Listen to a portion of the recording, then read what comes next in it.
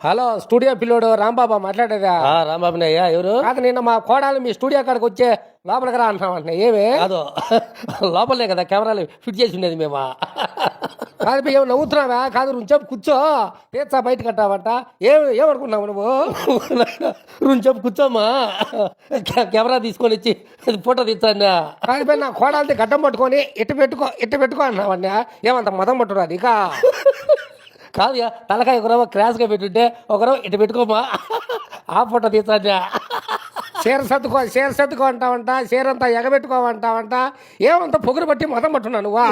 అయ్యో ఊరు, ఆ కుచ్చులన్నీ సక్రంగా పెట్టుకోమా, ఫోటోకి బాగుంటుందండి.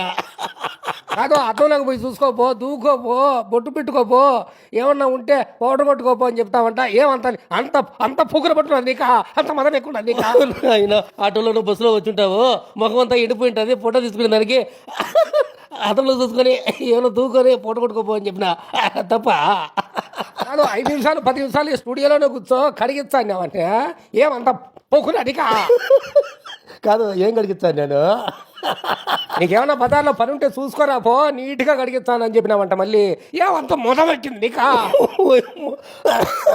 ఫోటోలు కడిగిస్తాను అయ్యా స్వామి. కాదు, 6 కావాలా 10 కావాలన్నావంటే ఓ అమ్మ, ఫోటోలు అయ్యా స్వామి, అయినప్పుడు ఫోన్ పెట్టయ్యా స్వామి. సరేలే.